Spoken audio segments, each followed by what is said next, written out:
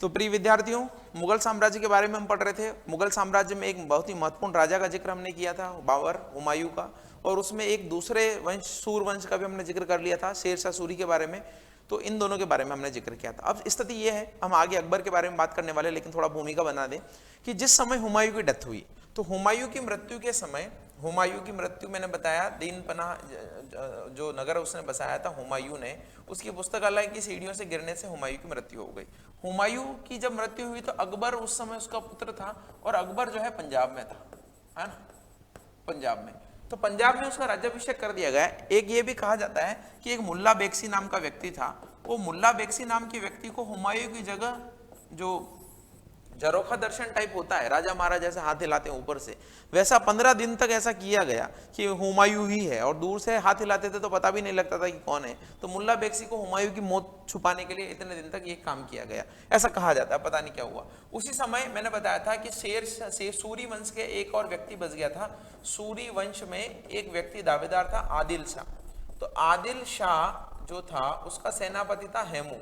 जैसे उसको पता लगा कि हुमायूं तो मर चुका है, तो उसने, ये यहाँ पे था, यानी उत्तर प्रदेश बिहार की बात कर रहा हूँ, ये दिल्ली की बात कर रहा हूँ, और ये अकबर की बात कर रहा हूँ। मैंने ऐसा इसलिए लिखा है कि मैप के अकॉर्डिंग लिखा है। तो हेमू जो है सीधा जाकर हुमायूं की राजधानी दिल्ली और आगरा पर अधिकार कर लेता है, और दिल्ली और आगरा पर अधिकार करने के बाद में वो विक्रमादित्य की उपाधि लेता है। 14वां विक्रमादित्य होता है, 14th विक्रमादित्य। अब ये स्वतंत्र शासक भी बन जाता है, ये है ना। इस आदिल शाह सूर तो मैंने बताया आलसी व्यक्ति था, ये खुद करना नहीं चाहता था खुद, तो इसने इसको सत्ता सौंप दी थी। तो ये विक्रमादित्य की उपाधि धारण करके स्वतंत्र शासक बन जाता है दिल्ली का। इसलिए बोला जाता है कि लास्ट हिंदू रूरल जो दिल्ली की गद्दी पर बैठा था वो कौन था? हेमू था। अब इस हेमू जो दिल्ली और आगरा पर आक्रमण कर लेता है, तो अकबर की लड़ाई इससे होनी, और अकबर मात्र है 14 साल का। कितने साल का? 14 साल का अकबर है। और हेमू बहुत ही जो प्रतिष्ठित व्यक्ति था, और हेमू जो है बहुत ही साहसी व्यक्ति था। उसने अपनी योग्यता के बल पे एक बनिया होते हुए भी इस राज्य को उसने ले लिया था अपने हाथों में। तो 14 साल के बालक का युद्ध होता है किससे? हेमू से। और यही हम कहते हैं सेकंड बैटल ऑफ पानीपत, यानी पानीपत की दूसरी लड़ाई। अब पानीपत की दूसरी लड़ाई में अकबर तो हार जाता, लेकिन अकबर का एक संरक्षक था, उसका नाम था बैरम खां। तो बैरम खां के कारण जो है ये युद्ध जीत जाता। हो सकता है ये लोग भी हार जाते, क्योंकि हेमू के पास सेना बहुत बड़ी थी, अकबर के पास नहीं थी उतनी बड़ी सेना। क्योंकि हुमायूं को तो शासन स्थापित किए 1 साल हुआ था सिर्फ, तो बहुत बड़ी सेना उसके पास थी नहीं।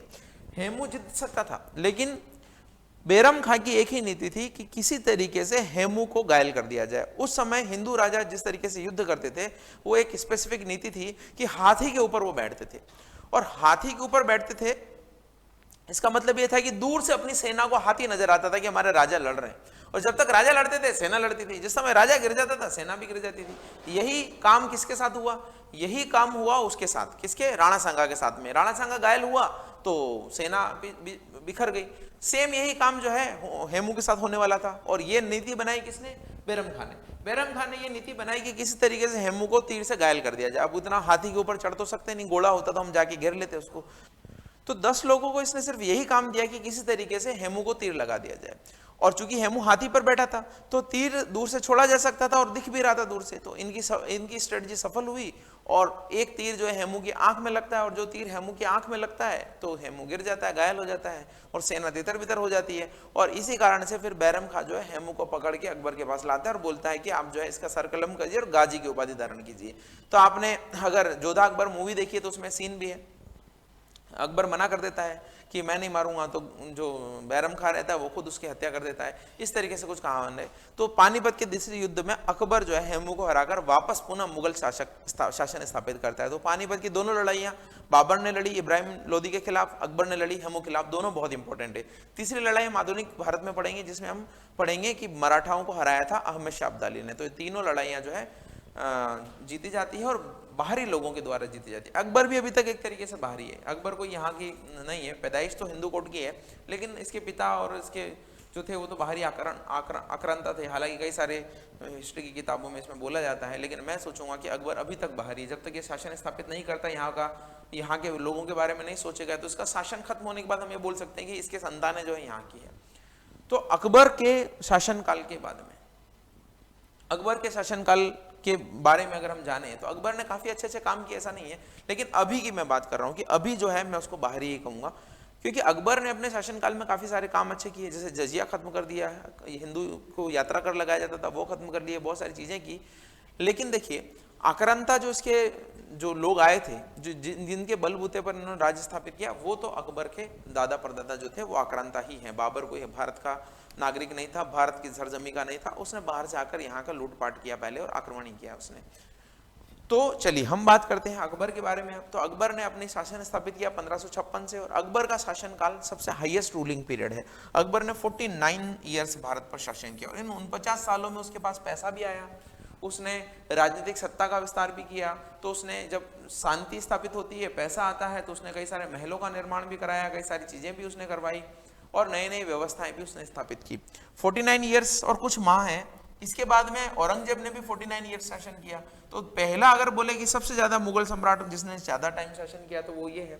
इसके बाद में कौन है? इसके बाद में औरंगजेब है। तो औरंगजेब और इन दोनों का 49 है, लेकिन मंथ के हिसाब से अगर देखें तो अकबर का ज्यादा है। ठीक है, अकबर के बारे में ये बोला जाता है कि शुरुआत के जो 3-4 साल थे, शुरुआत के 3-4 साल तो अकबर जो है ऐसे शासन करता रहा। उसका संरक्षक बैरम खां था, लेकिन एक दिन बैरम खां से उसने मुक्ति पा ली, और बैरम खां को हज के लिए भेज दिया जाता है, और रास्ते में बैरम खां की हत्या किसी सरदार के द्वारा कर दी जाती है।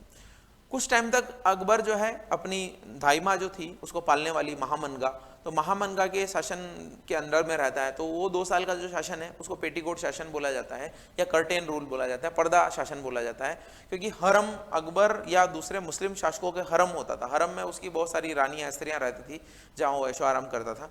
तो उस हरम का शासन चलता था 2 साल के लिए। तो 1560 से 1562, 1556 में अकबर ने राजपाट लिया, तो 1556 से 1560 तक तो बैरम खां के अंडर शासन किया, और 60 से 62 जो है उसकी धाइमा महामनगा के अंडर शासन किया।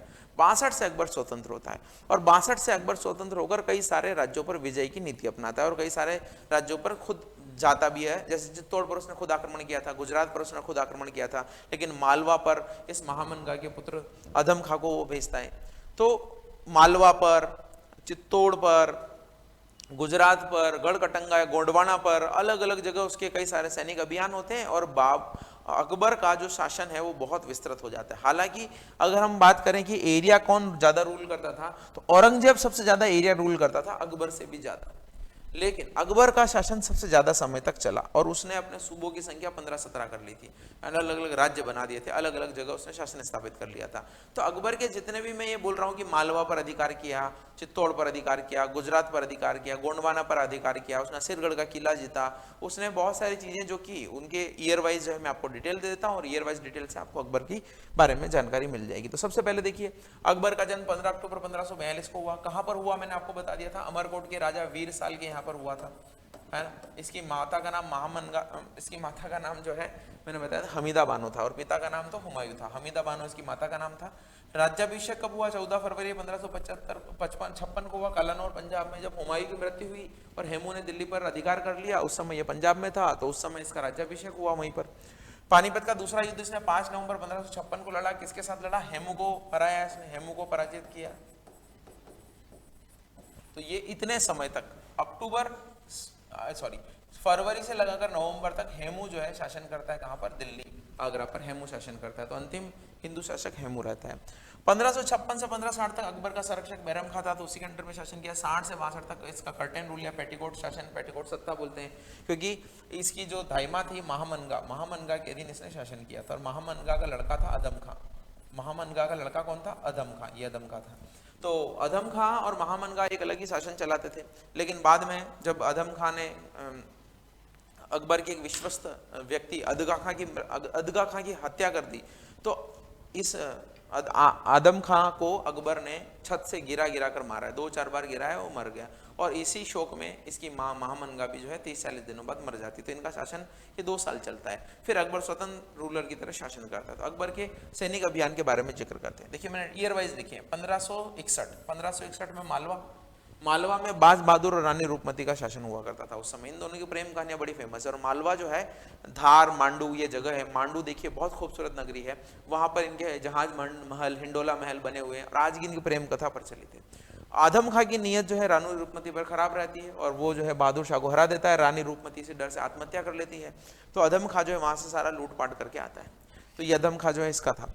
बाद में बहादुर अधीनता स्वीकार कर लेता है कि ठीक है। फिर 1562 में इसने क्या किया, ये जो है हरकाबाई से विवाह करता है। ये हरकाबाई ही जोधाबाई है एक्चुअली, लेकिन इतिहास में इसका नाम हरकाबाई के नाम से मिलता है। और ये आमेर की प्रिंसेस होती है। आमेर जो है जयपुर बाद में जो बना, तो आमेर में राजा भारमल होते हैं। पहले सबसे पहले राजपूतों में वैवाहिक संबंध स्थापित किया आमेर के राजा भारमल ने।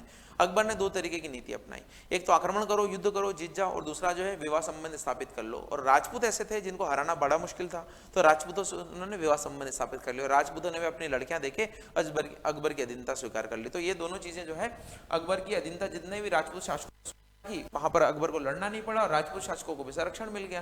राजपूत शासकों को किसी आक्रमण का भय नहीं रहा। लेकिन इसी कारण से राजपूत शासक जो है विलासिता में खो गए, केवल महाराणा प्रताप को छोड़कर।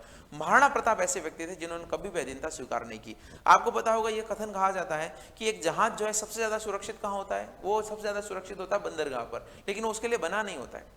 उसी तरीके से राजपूत थे युद्ध लड़ने के लिए, आक्रमण करने के लिए। राजपूतों की वीरता के किस्से कितने प्रचलित है, साहस के किस्से कितने प्रचलित है, लेकिन राजपूतों ने तो अधीनता स्वीकार कर ली।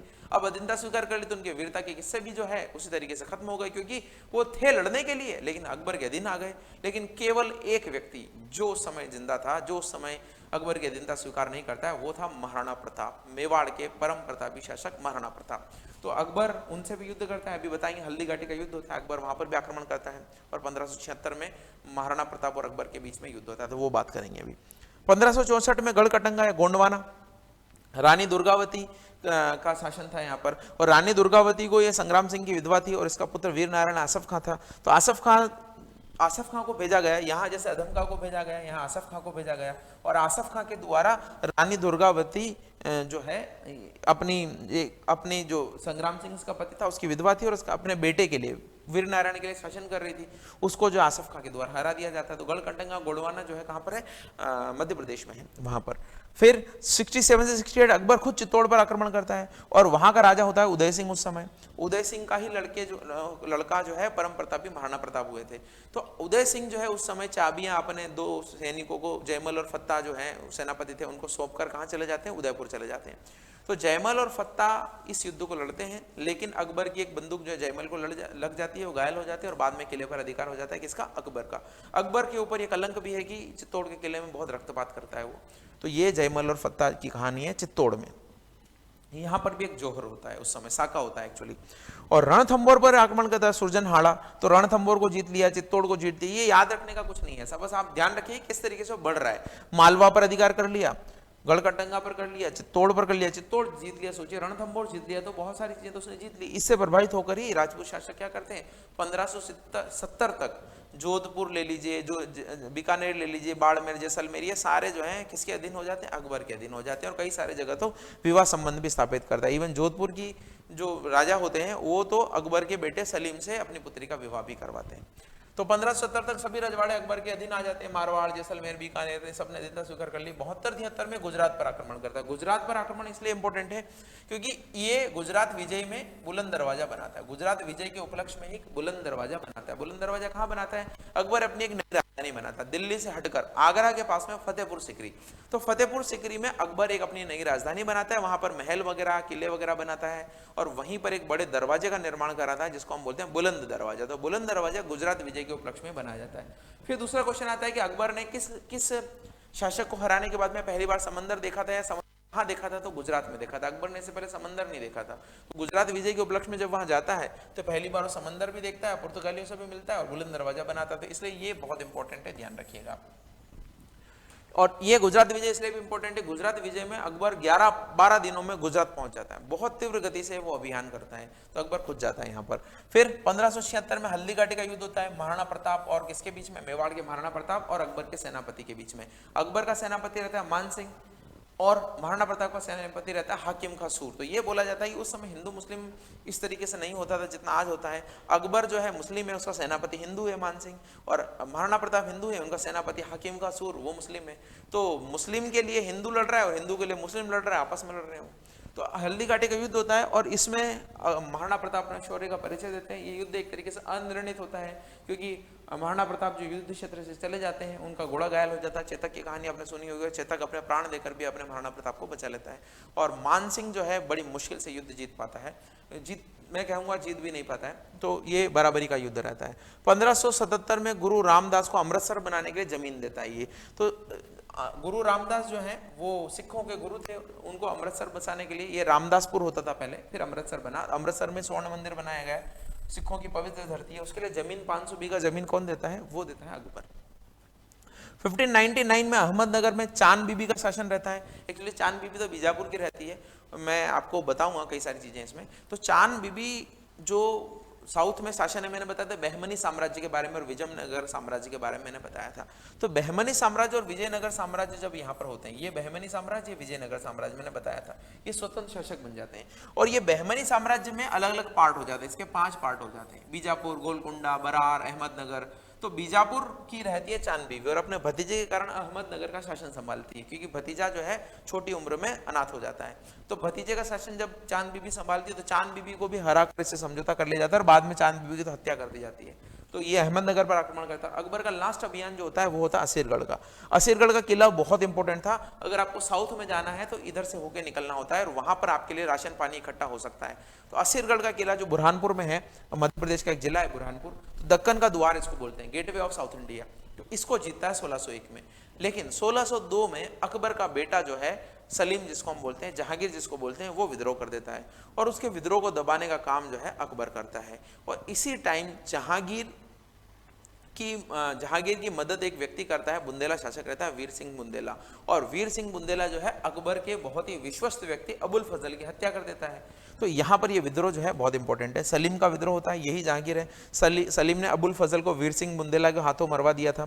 1605 में अकबर की मृत्यु हो जाती है। मकबरा इसका सिकंदरा आगरा में, सिकंदरा एक जगह है आगरा में है, और इसी मकबरे को बाद में लूटने का काम जो है राजा राम करता है। राजा राम जो है इस मकबरे को लूट लेता है। राजा राम ये जाट शासक हुए थे, गोकुल, राजा राम, चूड़ामण, बदन सिंह, ये सारे जाट शासक थे।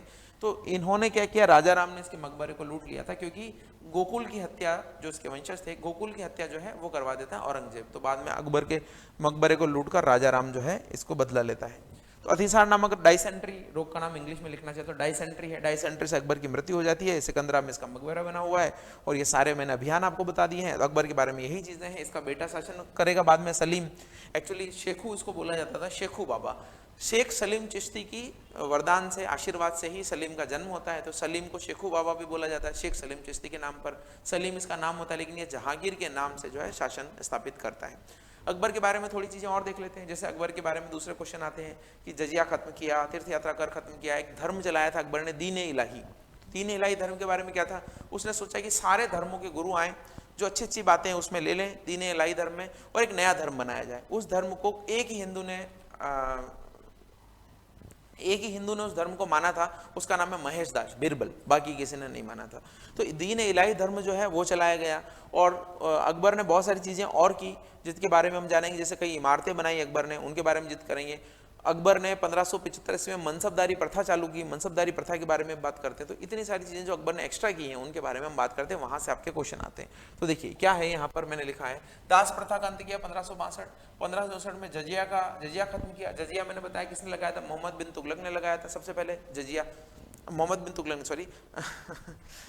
बिन तुगलक ने भारत पर सबसे पहले आक्रमण करने वाला जो व्यक्ति था 712 ईस्वी में, मोहम्मद बिन साम, उसने जजिया लगाया था।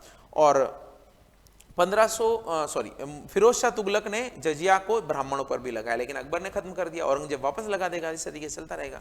फिर तीर्थ यात्रा कर लगता था हिंदुओं पर, वो खत्म कर दिया। फतेहपुर सीकरी मैंने बताया, फतेहपुर सीकरी का निर्माण किया, आगरा के पास में ही है फतेहपुर सीकरी।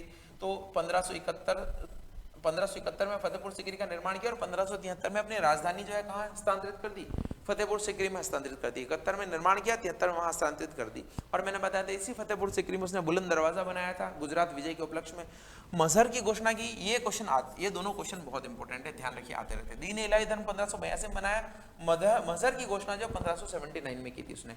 इसमें क्या होता है, मजहर की घोषणा का मतलब यह है कि अगर किसी भी धर्म में दो बातों में कॉन्ट्रडिक्शन है, हिंदुइज्म ये बोलता है, मुस्लिम ये बोलता है, सिख ये बोलते हैं, ईसाई ये बोलते हैं, तो कोई भी कॉन्ट्रडिक्शन होने पर राजा का जो मत है वो सर्वोपरि होगा। इसी को मजहर की घोषणा बोलते हैं, जिससे कई सारे लोग संतुष्ट नहीं थे, इसलिए इस धर्म को इतना माना नहीं गया। बाकी दीन इलाही धर्म जो अकबर के द्वारा चालू किया गया था 1582 में, और इसी नाम से उसने संवत भी चलाया 1583 ईस्वी में, दीन इलाही संवत।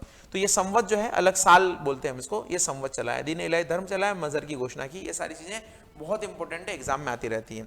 एक इसने सुलह कुल की नीति भी चलाई। सुलह कुल की नीति को भी मैंने बोला है कि मध्यम मार्ग अपना लीजिए, सारे धर्मों की जो इंपॉर्टेंट बातें हैं उनको आप मान लीजिए। तो सुलह कुल की नीति चलाने वाला भी अकबर है। फिर इसने जैन धर्म में जो लोग हैं उनको भी बड़ा आदर दिया। हरि विजय सूरी और जिन विजय सूरी जो है उनको जगत गुरु और युग प्रधान की उपाधि दी। जगत गुरु किसको? हरि विजय सूरी को। युग प्रधान किसको? जिन विजय सूरी को, जिन चंद्र सूरी को। प्रयागराज का नाम इसी ने बदल कर इलाहाबाद रखा था, और बाद में शाहजहां ने इलाहाबाद कर दिया था। तो पहले इलाहाबाद था, फिर इलाहाबाद हुआ, और अब योगी जी ने क्या कर दिया है? प्रयागराज कर दिया है। राल्फ फिच जो है एक व्यक्ति था, पहला इंग्लिश व्यक्ति था जो अकबर से मिलने वाला था उसकी कोर्ट में, रॉल्फ फिंच। तो ये क्वेश्चन भी कई बार आता है कि अकबर से मिलने वाला पहला अंग्रेज कौन था, तो आप ध्यान रख लीजिएगा, रॉल्फ फिंच ये पहला व्यक्ति था जो अकबर से उस समय मिला था। तो ये अकबर के बारे में मैंने बहुत सारी चीजें आपको बताई है, इनके बारे में आप याद रखिएगा। और ये जो मैंने स्टार मार्क किया है ये तो बहुत इंपॉर्टेंट है। इलाही संवत, तीन इलाही धर्म, मजहर की घोषणा, इलाही संवत, ये सारी चीजें बहुत इंपॉर्टेंट है। अकबर की राजधानी कई बार पूछी जाती है, आगरा में फतेहपुर सीकरी, ध्यान रखिएगा। और वहां पर कौन सा निर्माण कराया गया? बुलंद दरवाजे का। अब देखिए अकबर के नवरत्नों के बारे में जिक्र करते हैं, और उससे पहले 10 साला व्यवस्था। 10 साला व्यवस्था को टोडरमल बंदोबस्त भी कहा जाता है। टोडरमल जो है इसका फाइनेंस मिनिस्टर था, एक तरीके से रेवेन्यू इकट्ठा करने का जो काम था वो किसका था? टोडरमल। टोडरमल बंदोबस्त ये 10 साला व्यवस्था थी, इसको बोला जाता है। 10 साला व्यवस्था में क्या था? टोडरमल बंदोबस्त में क्या था कि इसमें पहले लगान कैसे निर्धारित किया जाए वो बहुत दिक्कत थी। तो लगान निर्धारित करने के लिए पहले तो ऐसे ही कुंता कर लिया जाता था, इतना खेत दिख रहा है चलो ये लगान ले लिया। बाद में मैंने बताया सिकंदर सूरी ने और बाद में शेर शाह ने, अलाउद्दीन खिलजी ने क्या किया? माप करने का काम किया कि मापो पहले कि आपकी जमीन इतनी है फिर लगान लगाओ। लेकिन शेर शाह सूरी ने तो उससे एक कदम और बढ़ाया कि जमीन तो माप लो, लेकिन जोधपुर का 100 बीघा और एमपी का 100 बीघा बराबर थोड़ी ना है। एमपी में जमीन ज्यादा उपजाऊ है, जोधपुर में उतनी उपजाऊ नहीं है, तो 100 बीघा का लगान दोनों जगह एक जैसा नहीं हो सकता है। तो उसने तीन भूमि के वर्गीकरण किए, उच्च, मध्यम और नीच। लेकिन अकबर ने 4 वर्गीकरण किए, और 4 वर्गीकरण करने के बाद में भी इसने एक नई व्यवस्था चालू की जिसको हम 10 साला व्यवस्था बोलते हैं। इसने भूमि के जो है चार प्रकार बताए, पोलज, परती, चाचर और बंजर। ये 4 जो है प्रकार कर दिए। पोलज जो है सबसे उपजाऊ थी और बंजर सबसे खराब थी। इन 4 भूमियों पर कर निर्धारित करने की व्यवस्था की गई। अब इसने 10 साल व्यवस्था में क्या किया? 10 साल में एवरेज प्रोडक्शन आपका कितना होता है उसका एवरेज रेवेन्यू लिया गया। यानी आपका एक साल अच्छी फसल हो गई, अगले साल नहीं हुई, तो 10 साल में एवरेज प्रोडक्शन, उसका एवरेज रेवेन्यू, 10 साल में कितना उत्पादन हुआ, उस पर कितना कर बनता है, उसका औसत कितना होगा, वो व्यवस्था इसने डिसाइड की। तो भूमि का नाप भी करवाया, भूमि को टुकड़ों में भी, भूमि को वर्गीकरण भी किया, और भूमि के 10 साल की व्यवस्था भी कर दी। तो टोडरमल बहुत फेमस है, इसका नवरत्न हुआ करता था, तो ये इसके द्वारा शुरू की गई। फिर एक मनसबदारी व्यवस्था का जिक्र है। तो मनसबदारी व्यवस्था का मतलब होता है इसमें जात और सवार होते थे। मनसबदारों को क्या दिया जाता था? जात और सवार। ये वाली जात आज वाली जात मत समझेगा। जात का मतलब उसका वेतन कितना था, सवार का मतलब उसके पास घोड़े कितने थे। तो अकबर ने क्या किया? मनसबदारी व्यवस्था शुरू की। इसने क्या किया? वेतन देना शुरू किया। आप मनसबदार हो, आपको जो है हम बी ग्रेड का अधिकारी बनाते हैं। C grade, B grade, D grade, A grade जैसे होते हैं ना, तो उसी तरीके से मनसबदार बना दिए गए। उनको सैलरी उसी हिसाब से दी जाती थी जैसे उनका पद होता था, प्लस उनके पास सवार कितने, घोड़े कितने। तो जितने घोड़े थे, जितना उनका कद था, उसके हिसाब से उनको सैलरी दी जाती थी। तो अब कोई, मैं बोलूँगा 60,000 का मनसबदार है, मैं बोलूँगा 40,000 का मनसबदार है, मैं बोलूँगा 10,000 का मनसबदार है, तो उनकी सैलरी के आधार पर उनकी रैंक थी। तो जात उनकी रैंक थी, सैलरी कितनी मिलती उस हिसाब से, और सवार उनके पास रखे जाने वाले घोड़ों की, सवारों की संख्या थी। तो ये जात और सवार के नाम से मनसबदारी प्रथा जो है अकबर ने चालू की थी। ठीक है, फिर क्या लिखा यहाँ पर? 2 प्रसिद्ध पेंटर बसावन और दसवन थे। मैंने बताया था कि जो हुमायूं है वो भी अपने साथ में 2 पेंटर लेकर आया था। तो ये पेंटर रखने की प्रथा चलती है, और इसी से प्रभावित होकर जहांगीर का काल जो है चित्रकारी का स्वर्ण काल कहा जाता है, क्योंकि उसके पास तो बहुत पेंटर थे। तो ये पेंटर जो है बसावन और दसवन जो है अकबर के काम टाइम पर थे, हुमायूं के टाइम पे मैंने बताया। इसी तरीके से जहांगीर के काम में भी पेंटरों का जिक्र होगा। अलग अलग पेंटर अलग अलग राजा के टाइम पर होंगे। चित्रकार, नवरत्न की बात करते तो अकबर के टाइम पर नवरत्न थे, कृष्णदेव राय के टाइम पर नवरत्न थे, अशोक के टाइम पे नवरत्न, सॉरी गुप्त काल में चंद्रगुप्त मौर्य के टाइम पे नवरत्न थे। ये 3 राजा नवरत्न रखने वाले थे। चंद्रगुप्त मौर्य के नवरत्न मैंने उस दिन बताए थे आपको, अमर सिंह वगैरह के बारे में बताया था। लेकिन ये जो है अकबर के नवरत्न है। अकबर के नवरत्न में कौन कौन लोग हैं, किन किन का पद क्या था, क्या क्या काम करते थे, वो देख लीजिए। तो सबसे पहले तो तानसेन। तानसेन संगीत सम्राट आप बोलते हैं। तानसेन ऐसे थे कि जब मल्हार राग गा दें, कुछ राग गा दें तो वर्षा हो जाए, इस तरीके से तानसेन थे। उनका मूल नाम एसएससी में कई बार पूछा गया, रामधनु पांडे। तो रामधनु पांडे थे एक्चुअली ग्वालियर के थे और रीवा के राजा रामचंद्र से इनको प्राप्त किया गया था। तो रीवा के राजा रामचंद्र से तानसेन को अकबर के दरबार में बुलाया गया। तो रामचंद्र पांडे इनका नाम था, रामधनु पांडे इनका नाम था, और रामचंद्र के दरबार से बुलाए गए थे। ये ग्वालियर में थे। एक्चुअली इनके गुरु जो है, तानसेन के गुरु मोहम्मद गौस थे, और मोहम्मद गौस का मकबरा ग्वालियर में है। इन्होंने शिक्षा ली थी और बाद में इनकी इच्छा भी यही थी कि मुझे मेरे गुरु के मकबरे के पास में दफनाया जाए। तो मोहम्मद गौस जो इनके गुरु थे, उनका मकबरा ग्वालियर में है, और वहीं पर इनका मकबरा भी, तानसेन का मकबरा बना हुआ है। फिर मुल्ला दो प्याजा। ये मुल्ला दो प्याजा बड़े तिकड़मबाज व्यक्ति थे। अबुल हसन इनका नाम था। एक्चुअली ये हुमायूं के साथ में ईरान से आए थे, पहले भारत में रहते थे, ईरान गए, ईरान से वापस आ गए। ये मुल्ला दो प्याजा इसलिए बोलते थे कि इनको मुर्गा दो प्याजा डिश बहुत पसंद थी, मुर्गी के साथ में दो प्याज मिला के वो बहुत खाते थे, इसलिए इनका नाम ही मुल्ला दो प्याजा हो गया कि जब ज्यादा खाने वाले। पुस्तकालय का अध्यक्ष बनाया इनको खानसामा भी बनाया गया। तो इन्होंने बहुत पैसे की बचत की, बड़े तिकड़मबाज थे। इनको जब खाना खाने के लिए जो उसका अध्यक्ष बनाया गया तो इन्होंने बहुत सारी बचत की, बचा हुआ खाना मुर्गियों को खिलाते थे, उससे उनको जो है बचत होती थी। तो अकबर बड़ा प्रभावित था। पुस्तकालय का अध्यक्ष बनाया इनको। तो इन्होंने क्या किया, जो अकबर के फरमान जारी होते थे, अकबर के पास दूसरे निमंत्रण आते थे, मखमल के होते थे वो, आपने देखा होगा इस तरीके से खोलते थे उनको। तो मखमल के जो वो आते थे उनको इन्होंने कवर चढ़ाना शुरू कर दिया किताबों पर। इस तरीके से बड़े तिकड़मबाज व्यक्ति थे। फिर अबुल फजल तो लेखक थे, आपको पता है, अकबरनामा का रचिता थे। अकबरनामा अकबर के जीवन के बारे में सारी घटनाएं बताता है, और इसी का तीसरा भाग जो है आईने अकबरी कहलाता है। तो ये अकबरनामा की रचयिता अबुल फजल थे, जिनकी हत्या किसके द्वारा की गई, जिनकी हत्या वीर सिंह बुंदेला के द्वारा की गई, सलीम के कहने पर। ठीक है। फिर क्या है, अब्दुल रहीम खान खाना, ये बैरम खां का पुत्र था। बैरम खां की जो पत्नी थी, बैरम खां के जाने के बाद में अकबर ने उससे विवाह कर लिया। तो अब्दुल रहीम खान खाना जो है बैरम खां का पुत्र था, और बाबरनामा का फारसी में अनुवाद इसी ने किया है। ठीक है। फिर टोडरमल के बारे में मैंने आपको बता दिया। फेजी अबुल फजल का भाई था, बड़ा भाई था। इसने गणित के ग्रंथ थे, उसका लीलावती नाम का और बीज गणित की किताब थी, उसका गणित का फारसी में अनुवाद किया था। तो ये भी साहित्यकार था। मानसिंह, मैंने बताया हल्दीघाटी के युद्ध में मानसिंह जो है, मानसिंह बहुत इंपॉर्टेंट व्यक्ति था, आमेर का शासक था।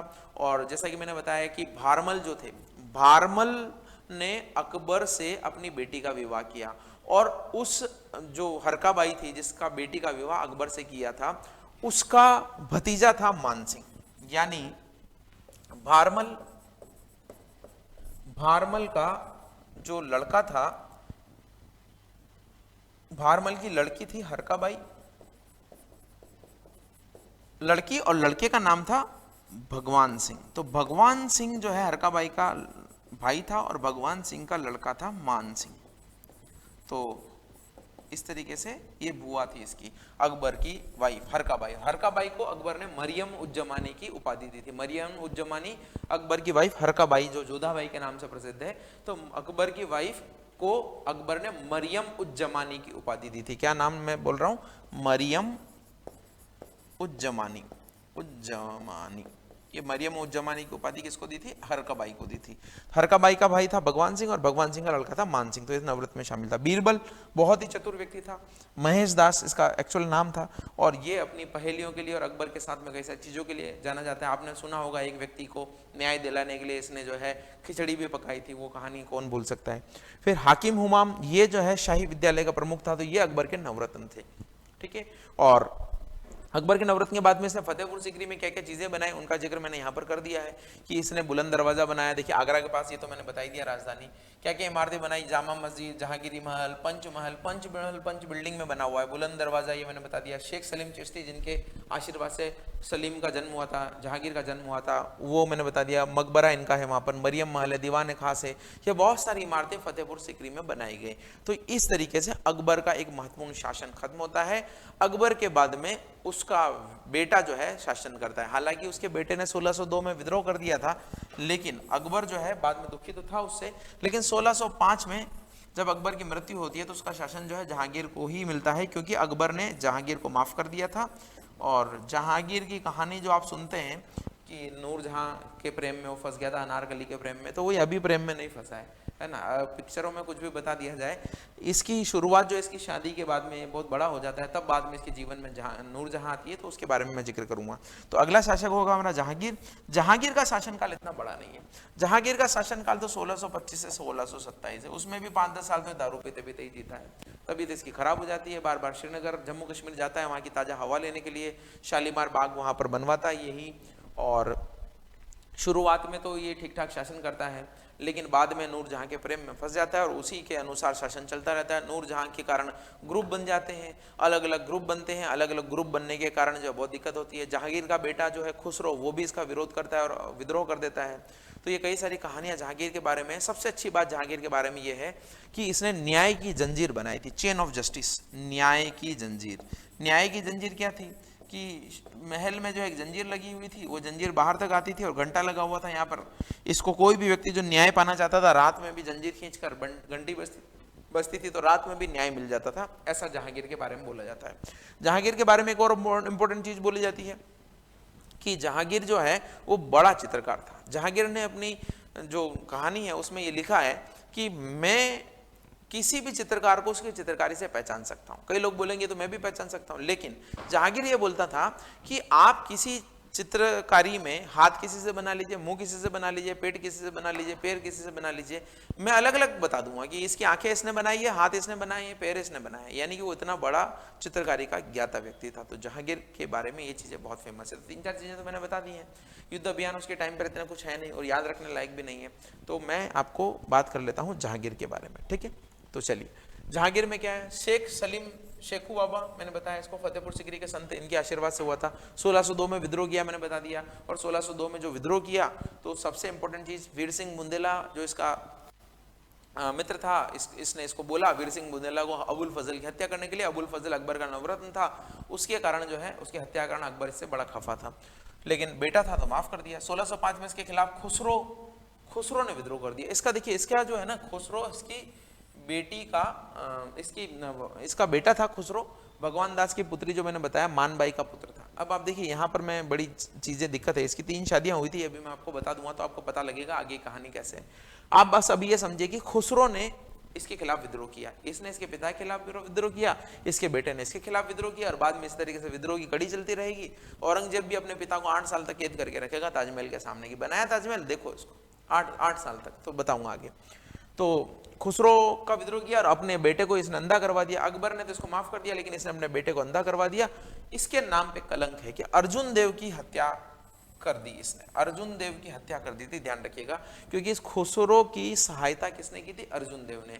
सिखों के 5वें गुरु थे अर्जुन देव, और अर्जुन देव को हत्या करवा दी थी किसने, जहांगीर ने, क्योंकि इसने खुसरो की सहायता की थी, ठीक है। नूरजहां जो है इसकी जीवन में बाद में आती है। नूरजहां क्या है, नूरजहां जो है एक अफगान सरदार था, अली कुली बेग। अली कुली बेग की पत्नी थी। अली कुली बेग की पत्नी के बाद में नूरजहां एक बार बाजार में खरीदारी करने के लिए आती है, मीना बाजार, जैसा कि मैंने बताया हुमायूं ने बनवाया था मीना बाजार। तो वहां पे इनकी नजरें मिल जाती है और नूरजहां और जहांगीर एक दूसरे के प्रेम में पड़ जाते हैं। बाद में नूरजहां से शादी कर लेता है कौन, जहांगीर। तो जहांगीर जो है शादी करता है, देखिए जहांगीर किस किस से शादी करता है, मानबाई से शादी करता है। जहांगीर जगत गोसाई से शादी करता है, नूरजहां से शादी करता है। 3 बीवियां हैं। ये मानबाई कौन है, अभी मैंने बताया भारमल। भारमल का लड़का कौन, भगवान दास। और भारमल की लड़की कौन, हरकाबाई। हरकाबाई से किसने शादी की, हरकाबाई से शादी की किसने, अकबर ने। अकबर ने हरकाबाई को क्या उपाधि दी, हरकाबाई को उपाधि दी मरियम उज जमानी की। ये हो गया मरियम उज जमानी। और भगवान दास का लड़का कौन, मान सिंह। और भगवान दास की लड़की कौन, मानबाई। तो अब आप देखिए शादी कैसे हो रही है, शादी कैसे हो रही है, रिश्ता ब्लड रिलेशन का भी क्वेश्चन बनता है। मान सिंह हरकाबाई को क्या बोलेगा, मान सिंह के पिता की बहन है, पिता की बहन को क्या बोलेंगे, बुआ जी। मानबाई भी इसके पिता की बहन को क्या बोलेंगे, बुआ जी। तो अकबर क्या हो गए, फूफा जी हो गए। अब यहाँ पर प्रॉब्लम क्या है कि मान सिंह के जो फूफा जी हैं अकबर, उन्हीं के बेटे से मान सिंह की शादी हो गई है, मानबाई की शादी हो गई है। समझ रहे हैं कुछ रिलेशन। मानबाई के पिता भगवान दास की बहन हरकाबाई, तो मानबाई की हो गई बुआ, अकबर हो गए फूफा। लेकिन अकबर का बेटा जहांगीर है और जहांगीर से ही वापस मानबाई की फूफा जी के लड़के से शादी हो गई खुसरो से। इससे बेटा कौन हुआ, खुसरो। इसका बेटा कौन हुआ, खुसरो। उसी तरीके से जगत गोसाई जोधपुर की प्रिंसेस थी। जोधपुर की प्रिंसेस जो थी उनका उनसे बेटा हुआ खुर्रम, और नूरजहां की बेटी थी लाडली बेगम। ये जहांगीर की बेटी नहीं थी, ये नूरजहां के पूर्व पति जो था शेर खां बोलते थे उसको, अली कुली बेग अफगान सरदार था, उसकी बेटी थी। तो मैं इसलिए बता रहा हूं कि इन्हीं गुटों के बीच में जहांगीर की मृत्यु के बाद में चीजें होगी। तो सबसे पहले तो खुसरो की कहानी तो आपने सुन ली कि मानबाई का बेटा खुसरो विद्रोह करता है, इसको अंधा करा दिया जाता है, अर्जुन देव को मार दिया जाता है इसकी सहायता करने के लिए। तो ये चैप्टर तो खत्म हो गया। फिर जगत गोसाई का बेटा खुर्रम रहता है, यही बाद में शासक बनता है शाहजहां, और ये इसकी बेटी रहती है कौन, लाडली बेगम। तो लाडली बेगम का विवाह जो है जहांगीर के एक दूसरे बेटे से किया जाता है, शहरयार उसका नाम होता है, तो अभी हम बात करेंगे। तो ये चीजें जो है 3 शादियां इसने की थी। अब नूरजहां के बारे में अगर डिस्कस करें तो नूरजहां के पिता थे मिर्जा गयास बेग। नूरजहां की माता नूरजहां के पिता के बारे में मैं आपको बता देता हूँ। पहले पिता के बारे में जान लेते हैं। तो नूरजहां के बारे में मैंने बता दिया आपको, नूरजहां की बेटी थी लाडली बेगम। अब ये सत्ता हासिल करना चाहती थी। तो जहांगीर का एक बेटा तो खत्म हो गया, एक बेटा है खुसरो, एक बेटा और था शहरयार। तो ये क्या करती है, शहरयार से अपनी बेटी की शादी करा लेती है। सोचती है कि मेरी बेटी की शादी जो है मैं इससे करा देती हूँ, ताकि क्या है कि बाद में ये शहरयार राजा बनेगा तो मेरी बेटी रानी बन जाएगी और मैं जो है राजमाता बन जाऊंगी। ये इसका प्लान रहता है। लेकिन मैं आपको बता दूं कि नूरजहां के जो पिता थे उनका नाम क्या था, नूरजहां के पिता थे मिर्जा गयास बेग। तो नूरजहां के माता और पिता के बारे में जानते हैं। पहले पिता का नाम तो मैंने बता दिया, मिर्जा गयास बेग, और इनको बोला जाता है, इनकी उपाधि थी एतमा उद्दौला। एक्चुअली इसलिए बोल रहा हूं कि इनका मकबरा है कहां पर, आगरा में संगमरमर का मकबरा है। तो इस आगरा के संगमरमर के मकबरे में पहली बार एक कलाकारी का यूज होता है जिसको बोलते हैं पेत्रा ड्यूरा, परचिनकारी उसको बोलते हैं। पत्थरों को काटिए, पत्थरों को काट कर, जैसे ये पत्थर है, मान लीजिए ये पत्थर है, सपोज यही पत्थर है ना, ये पत्थर, वो तो दिखेगा नहीं आपको, ये पत्थर है। मैंने इसको छेनी से जो है यहाँ गड्ढे किए, ऐसे गड्ढे किए, ऐसे गड्ढे किए, ऐसे किए, ऐसे किए, ऐसे किए और ऐसे किए, है ना, एक पेड़ टाइप बना लिया। और फिर ये जो मैंने इसको खोदा है ना, इसमें मैंने क्या किया, काले पीले नीले मोती टाइप के वो लगा दिए, यानी पत्थर के अंदर चित्रकारी कर दी आपने। इसको बोलते हैं परचिनकारी। परचिन मतलब पत्थर, और पेत्राड्यूरा भी वही नाम है। तो पहली बार एतमा उद्दौला या गयास बेग के मकबरे में परचिनकारी का प्रयोग हुआ था, यह आप ध्यान रखिएगा। और बाद में इसी कला को आगरा के ताजमहल में प्रयोग किया गया। तो आगरा के ताजमहल से पहले एतमा उद्दौला का मकबरा बना। ये थे इसके पिता। नूरजहां की माता का नाम था असमत बेगम। तो असमत बेगम जो था वो इत्र का आविष्कार करने वाली थी। इत्र का आविष्कार, जो सेंट का आविष्कार किसने किया, इसकी माता ने किया। ठीक है, तो ये इसके पिता हो गए, ये इसकी माता हो गई, और नूरजहां हो गई। और नूरजहां का एक भाई भी था। तो नूरजहां का जो भाई था आसफ खान ने अपनी पुत्री का विवाह किससे करवाया, खुर्रम से करवाया। देखिए रिश्ते बहुत उलझ गए यहां पर। तो आसफ खान की जो पुत्री थी उसका नाम था अर्जुमंद बानो। और अर्जुमंद बानो ही बाद में मुमताज महल कहलाई। और ये वही मुमताज महल थी जिसकी याद में ताजमहल बनाया गया, क्योंकि ये बनता है शाहजहां और ये बनती है इसकी मुमताज महल। तो ये देखिए, अब आप क्या चीजें देखिए, गड़बड़ क्या हो गई। एक तरफ तो जहांगीर है जो सत्ता पाना चाहता है, एक तरफ उसकी मेहरुन्निसा उसकी नूरजहां है जिसकी बेटी का विवाह वो जहांगीर के बेटे से कराती है, ये अलग सत्ता पाना चाहते हैं। और एक तरफ इसका बेटा खुर्रम है जिसका शादी अर्जुमंद बानो या मुमताज महल से होती है, जो कि नूरजहां का भाई की बेटी है। तो भाई अलग जा रहा है, खुर्रम को शासन बनाना चाहता है, बहन नूरजहां अलग जा रही है, और जहांगीर खुद अपनी सत्ता बचाना चाहता है। ये सब अलग अलग जा रहे हैं, इसलिए साम्राज्य में विभाजन की कगार हो जाती है। विभाजन इस तरीके से होता है, लेकिन अंत में सत्ता किसको मिलती है, खुर्रम को मिलती है, शाहजहां को सत्ता मिलती है। ये मुमताज महल जो है, कहा जाता है कि इनके 13वें बच्चा पैदा होने के टाइम मुमताज महल की मृत्यु हो जाती है। चूंकि शाहजहां अपनी बीवी से बड़ा प्यार करता था, और प्यार तो आपको दिख ही रहा है, तो वो उसकी याद में फिर किसको बनाता है, ताजमहल को बनाता है। और ताजमहल के निर्माण में ही पेत्राड्यूरा परचिनकारी का प्रयोग किया जाता है। तो ये नूरजहां की कहानी है, जहांगीर की कहानी है, उसके भाई की कहानी है। ये सारी चीजें मैंने आपको बता दी है। खुसरो और खुर्रम में कंफ्यूज नहीं होना। खुसरो तो मानबाई का जो है पुत्र था जिसको अंधा करवा दिया। खुर्रम जो है जोधपुर का जो है नवासा हो गया। जोधपुर का जो है, जोधपुर उसके मामा खुर्रम के यहीं पर है। तो शाहजहां के मामा जोधपुर में है। तो अगर आप सोचते हैं कि अभी हिंदू मुस्लिम ऐसा चलता है, उस समय देखिए कुछ नहीं था, कुछ भी नहीं था। कई सारे राजपूत शासकों ने मुगलों से संबंध स्थापित किए, मुगलों ने राजपूत शासकों से संबंध स्थापित किए और सब मिक्सड हो गए। अब कुछ जो है आप इस हिंदू मुस्लिम के नेताओं के चक्कर में मत पड़िएगा। ये देखिए ना आप क्या हो रहा है ना।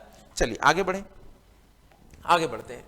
चित्रकला का स्वर्ण युग मैंने बता दिया आपको, उस्ताद मंसूर खां, बिशन दास, अबुल फजल, अबुल हसन, ये सारे जो है चित्रकारी का स्वर्ण युग कहलाता है, क्योंकि इतने सारे चित्रकार थे। और मैंने बताया जहांगीर अलग अलग चित्र में अलग अलग किसने बनाए पहचान सकता था। तुजू के जहांगीर इसकी आत्मकथा है, और जहांगीर नामा भी इसी को बोलते हैं। इसकी आत्मकथा का श्रेय किसको, मोहतमिद खां को मिलता है। तो मोहतमिद खां ने जो इसकी आत्मकथा लिखी है उसी में ये बोलता है कि मैं अलग अलग चित्रकार को पहचान सकता हूँ। सिकंदरा में अकबर का मकबरा और लाहौर की मोती मस्जिद इसी ने बनाई थी। अकबर का मकबरे का प्लान जो है, अकबर के मकबरे का प्लान, टॉम्ब बोलते हैं मकबरे को, इंग्लिश में क्या बोलते हैं, टॉम्ब। तो टॉम्ब ऑफ अकबर, उसका प्लान तो अकबर ने बनाया था, लेकिन उसको पूरा करने का काम किसने किया, जहांगीर ने। एक लाहौर में मोती मस्जिद इसने बनाई, शालीमार बाग श्रीनगर में इसने बनाया, जहां पर स्वास्थ्य लाभ के लिए जाया करता था। फिर भीमबार लाहौर, भीमबार कहां पर है, लाहौर में। लाहौर में इसका जो रावी नदी के किनारे इसका शव दफना दिया गया, तो इसका मकबरा कहां पर है, लाहौर में ही है। तो देखिए बाबर का मकबरा कहां पर है, सबसे पहले मकबरे पूछे जाते हैं। बाबर का मकबरा जो है काबुल में, पहले आगरा में था, फिर बाद में काबुल ले जाया गया। हुमायूं का मकबरा कहां पर है, हुमायूं का तो दिल्ली में है। फिर अकबर का मकबरा कहां है, आगरा, मैंने बताया सिकंदरा में है। और फिर मैंने बताया इसका जहांगीर, जहांगीर का मकबरा कहां पर है, जहांगीर का मकबरा जो है कहां पर है, यहां पर लाहौर में है। और इसके बाद जहांगीर के बाद में कौन आएगा, शाहजहां। तो शाहजहां का मकबरा कौन है, कोई बताएगा, किसी को पता है जहां शाहजहां का मकबरा कहां है? अरे भाई ताजमहल ही शाहजहां का मकबरा है। ताजमहल है क्या, और ताजमहल में शाहजहां और मुमताज महल की कब्रें हैं, वहीं पर उनका मकबरा है। तो ताजमहल क्या है, मकबरा ही तो है शाहजहां और उसकी बेगम मुमताज महल का। न्याय की जंजीर के बारे में मैंने बता दिया, चेन ऑफ जस्टिस, जंजीर आदिल इसको बोलते थे। हाँ, ये दो चीजें आप याद रख सकते हैं कि कैप्टन हॉकिंस, अब देखिए अंग्रेज आने लग गए, तो अभी हमें मॉडर्न इंडिया पढ़ना है। वैसे भी अंग्रेज, कैप्टन हॉकिंस जो है रिप्रेजेंटेटिव था ईस्ट इंडिया कंपनी का। 1600 ईस्वी में ईस्ट इंडिया कंपनी बन चुकी है और उसके रिप्रेजेंटेटिव आ गए हैं 1608 में। इससे अनुमति लेने के लिए कि सूरत में फैक्ट्री बनाने की इजाजत दी जाए, लेकिन ये देता नहीं है। फिर बाद में रानी भेजती है कि ईस्ट इंडिया कंपनी को सूरत में बनाने की अनुमति दी जाए, तो रानी का प्रतिनिधि आता है, रानी मतलब राजा का, सॉरी राजा, जेम्स वन राजा थे उस समय। तो ये राजा का प्रतिनिधि आता है थॉमस रॉय, टॉमस रॉ उसको बोलते हैं, टॉमस रॉ एक्चुअली बोलते हैं, नाम ऐसा लिखते हैं पहले, टॉमस रॉ इसको हिंदी में लिखा जाता है, टॉमस रॉ।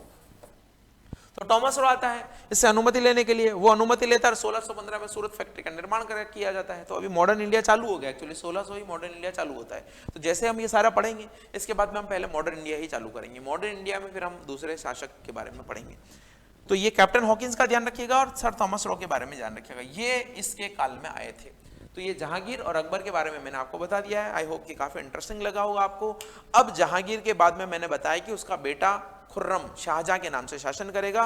उसने अपना राजपाट भी काफी फैलाया, और जैसे इसका काल चित्रकला का स्वर्ण युग है, वैसे ही शाहजहां का काल स्थापत्य कला, आर्किटेक्ट का गोल्डन पीरियड कहला जाता है, स्वर्ण युग कहला जाता है। उसने पूरा शाहजहानाबाद बसाया, शाहजहानाबाद में मोती मस्जिद, जामा मस्जिद, दिल्ली का लाल किला, ये सारी चीजें जो है, खास बाग जो है, खास बाग क्या, दीवाने खास, दीवाने आम, ये सारे उसने बनाए हैं। तो हम आगे उसी वीडियो में उसके बारे में जानेंगे। तब तक के लिए थैंक यू सो मच।